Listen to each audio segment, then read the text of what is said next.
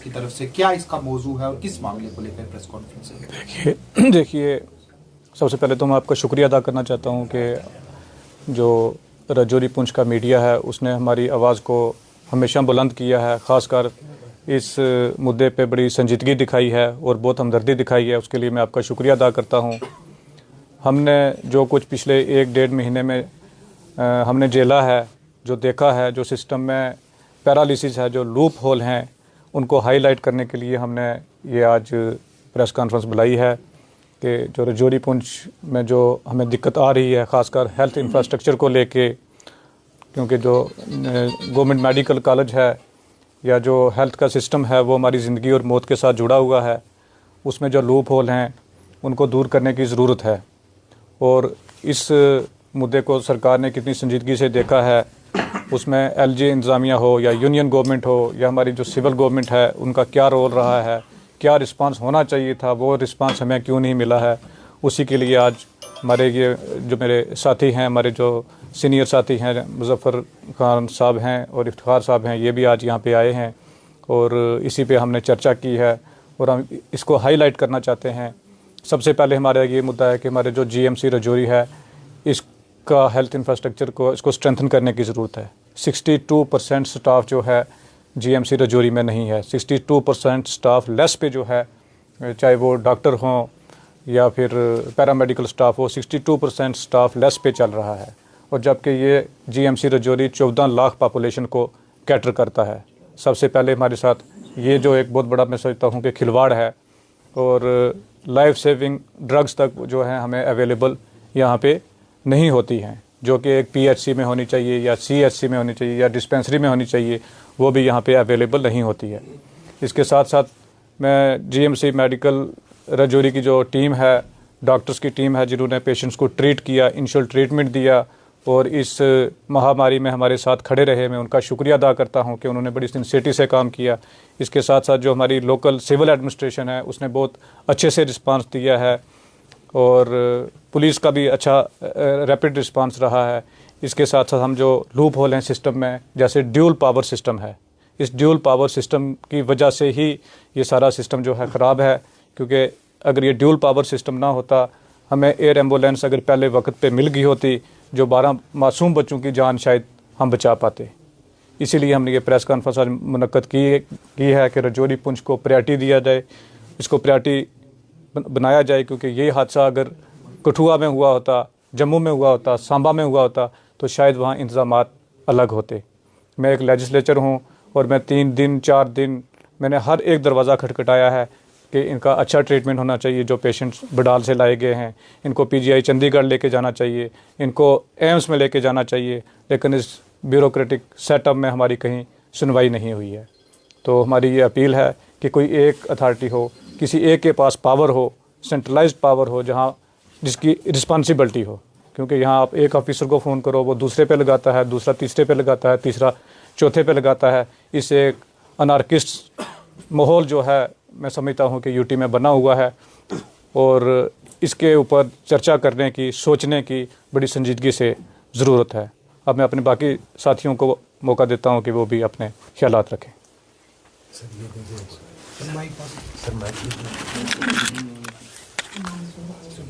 चल जाएगा यार, इतनी आवाज़।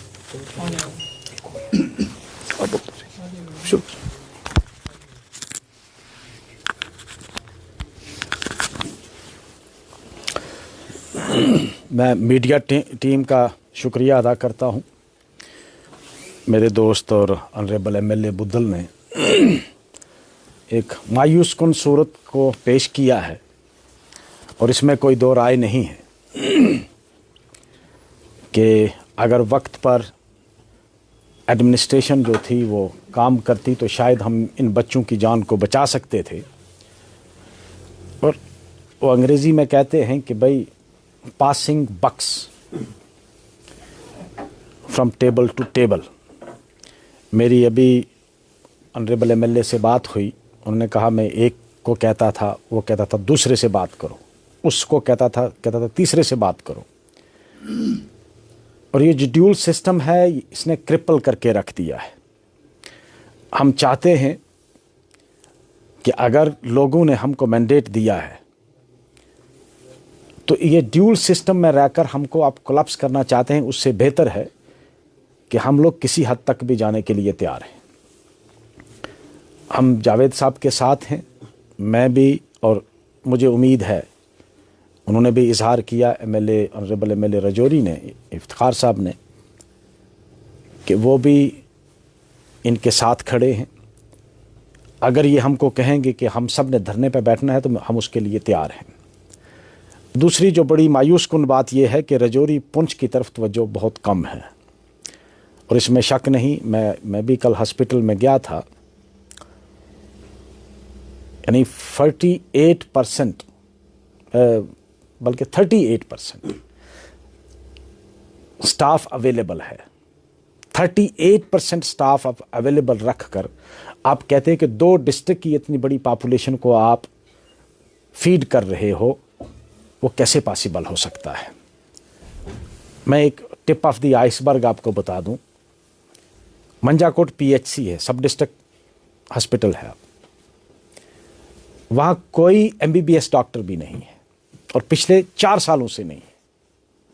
थाना मंडी में नहीं है, और जीएमसी में 38% टोटल स्ट्रेंथ है, जो टोटल सैंक्शन स्ट्रेंथ के 38% एम्प्लॉइज हैं। उनसे आप ये तवक्को करोगे, फिर भी हम शुक्रगुजार हैं। हमें ऑनरेबल एमएलए साहब ने भी बताया कि यहाँ की जो डॉक्टर्स हैं उन्होंने अनथक कोशिश की, और आज भी वो लगे हैं। मैं भी कल गया था हॉस्पिटल में, मुझे कुछ हद तक इत्मीनान भी हुआ कि वो लोकल डॉक्टर्स थे, उन्होंने बड़ी मेहनत की, और बाहर के भी जो एक्सपर्ट डॉक्टर थे उन्होंने मेहनत की। हम तीनों का यहाँ आज बैठकर गौरवखोज करने का मकसद ये है कि रूट काज क्या है। रूट काज है कि हम यूनियन टेरिटरी में कोई एक सिंगल अथॉरिटी हमारे पास नहीं है जिसके पास हम दुहाई दें, और रिस्पॉन्सिबिलिटी कोई नहीं है। रिस्पॉन्सिबिलिटी इसलिए नहीं है, responsibility always comes with the accountability. जब आप किसी एक अथॉरिटी के पास अकाउंटेबल नहीं है, आप रिस्पॉन्सिबिलिटी को भी नहीं मानेंगे। तो हमें जब तक के हम हर कुर्बानी देने के लिए तैयार हैं कि ये जो ड्यूल पावर सिस्टम है इसको ख़त्म किया जाए। अगर आपको रिस्पॉन्सिबिलिटी किसी एक को नहीं लेनी है, आप शिफ्ट करेंगे, एलजी एडमिनिस्ट्रेशन इल्ज़ाम देगी सिविल एडमिनिस्ट्रेशन पे, सिविल एडमिनिस्ट्रेशन इल्ज़ाम देगी एलजी पे, तो पिसेंगे हम लोग, हमारी आवाम पिसेगी, पब्लिक पिसेगी। पब्लिक ने इसलिए मैंडेट नहीं दिया था कि हमारी कैबिनेट के पास इख्तियार ना हो। हम इसके ख़िलाफ़ एहतजाज भी करेंगे, और इसके ख़िलाफ़ अगर कोई हमको और कुर्बानी देनी पड़ी तो हम अपने लोगों के लिए देंगे। हम आपकी वसातत से, जितने भी आप मीडिया के हजरात यहाँ हैं, हम ये गुहार लगाना चाहते हैं कि रजौरी पुंछ को इस तरह आप नेगलेक्ट मत करो, और अपनी ईगो क्लैश में हमारी आवाम को मत कुचलो। अगर ये ईगो क्लैश ना होती, ऑनरेबल एमएलए साहब ने जिस तरह मुझे बताया, हम बहुत सारी जानों को बचा सकते थे। डिस्ट्रिक्ट एडमिनिस्ट्रेशन ने बहुत अच्छा काम किया, हम मीडिया के थ्रू भी सुन रहे हैं। यहाँ के हॉस्पिटल के मुलाजमीन ने अच्छा काम किया, लेकिन एयरलिफ्टिंग में इतनी प्रॉब्लम क्यों आई? यहाँ से जब आपने पेशेंट को शिफ्ट किया चंडीगढ़ के लिए, चंडीगढ़ आप भेज नहीं रहे हैं, क्यों? वजह क्या है उसकी? उसके पीछे किसका, who is responsible? irrespective of his cadre, irrespective of his status, irrespective of his position, he must be taken to task. कोई कितना बड़ा क्यों न हो, जिसने भी उन लोगों को जाने से रोका। ऑनरेबल एमएलए साहब ने अपने एफर्ट्स के थ्रू डायरेक्ट चंडीगढ़ में बात करके अगर बेड्स अवेलेबल किए, एडमिशन्स के लिए तैयारी की, तो पेशेंट्स को शिफ्ट क्यों नहीं किया गया? और पेशेंट्स को 1 घंटा डिले करके एम्बुलेंस क्यों भेजी गई? उसके खिलाफ इंक्वायरी होनी चाहिए। और जो भी ऑफिसर इसका रिस्पॉन्सिबल है, मैं तो ये कहूँगा कि उसको एग्जम्पलरी पनिशमेंट दे के, ताकि लोगों को पता चले कि हमारे साथ कोई आइंदा खिलवाड़ ना करे। हम दोनों एमएलए ऑनरेबल एमएलए रजौरी और मैं, हम जावेद के साहब के साथ खड़े हैं। जहां इनको हमारी ज़रूरत पड़ती है, जिस किस्म की भी ज़रूरत पड़ती है, हम इनके साथ हैं। अगर ये हमें कहते हैं कि हम यहाँ इनके साथ बैठेंगे, हम धरने पर बैठने के लिए भी तैयार हैं। इसीलिए आज हम मायूस होकर हमने आपको बुलाया। बाकी दीगर हमारे ऑनरेबल एमएलए रजौरी जो हैं वो भी आपको ब्रीफ करेंगे इस पे।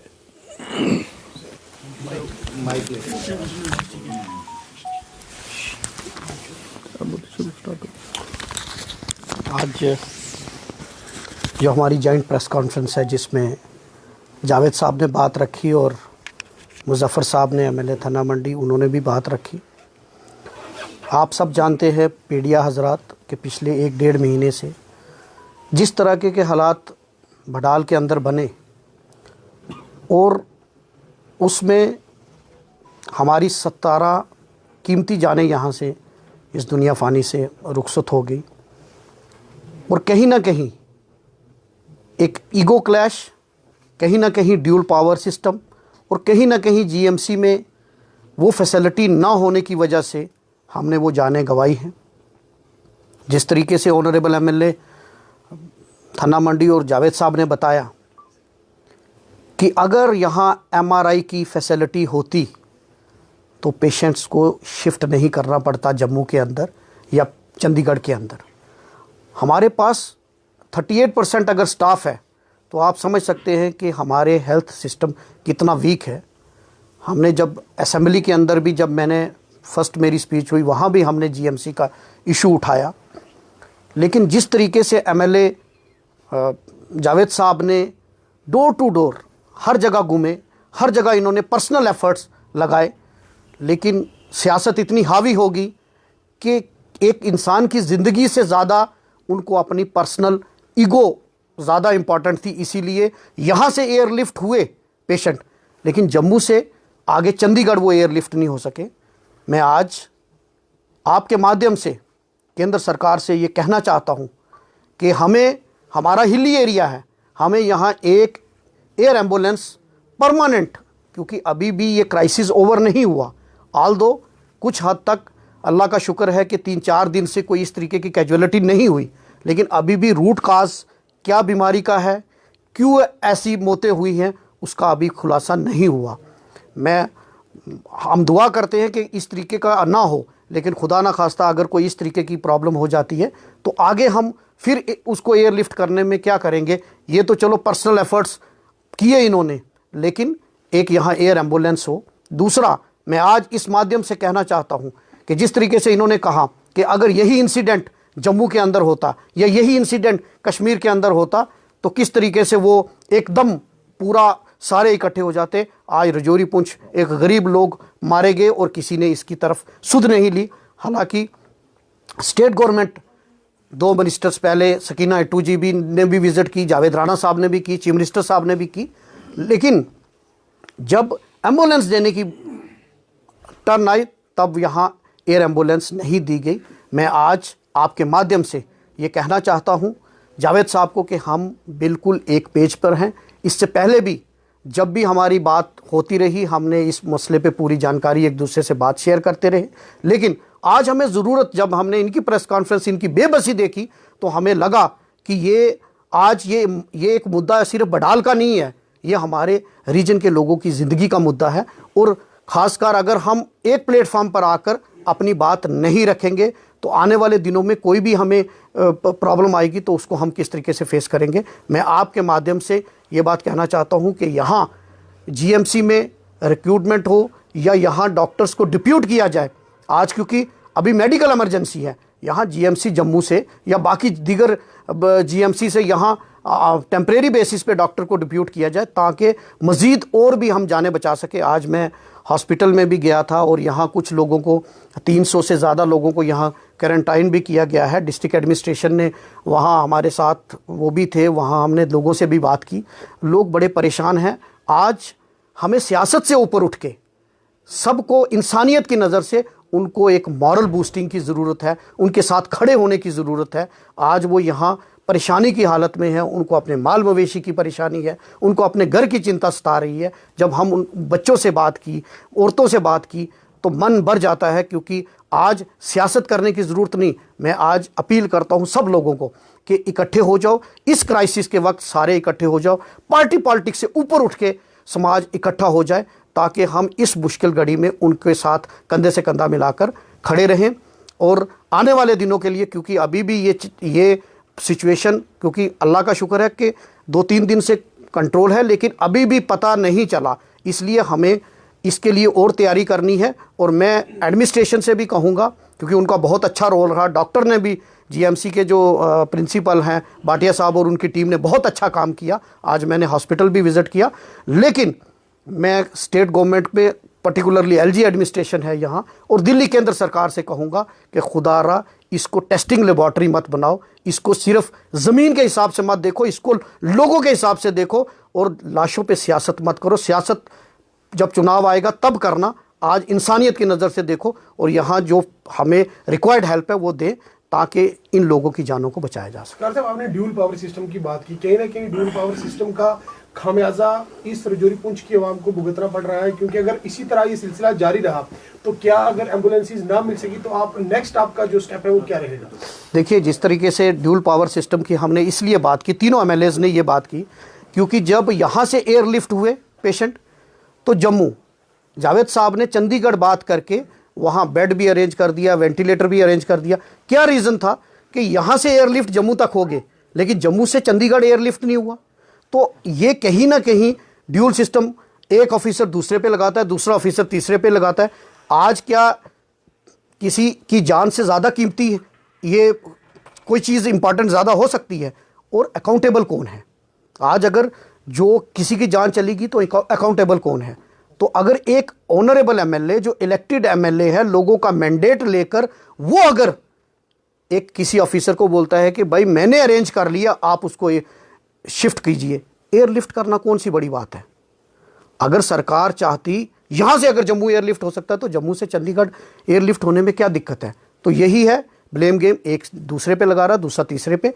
इसमें हम बिल्कुल एक प्लेटफॉर्म में, irrespective of party. Rajouri Poonch ये रीजन है, ये कोई भी हो, हम ये क्लियर उनको वार्निंग देना चाहते हैं, अब डिस्क्रिमिनेशन बर्दाश्त नहीं किया जाएगा और लाशों के ऊपर हम सियासत नहीं करने देंगे।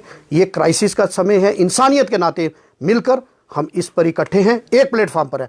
और जहां भी, मैं जावेद साहब को भी कहूँगा, क्योंकि इंसानियत का मुद्दा है, कॉन्स्टिट्यूंसी के एमएलए ये हैं, ये लीड करेंगे, हम इनके साथ रहेंगे। और कहीं भी, चाहे वो राजभवन का दरवाज़ा खटकाना पड़े या दिल्ली में कहीं दरवाज़ा खटखटाना पड़े, हम इनके साथ हैं, हम वहाँ जाएंगे और अपने लोगों को बचाने की पूरी कोशिश करेंगे। शुक्रिया सर।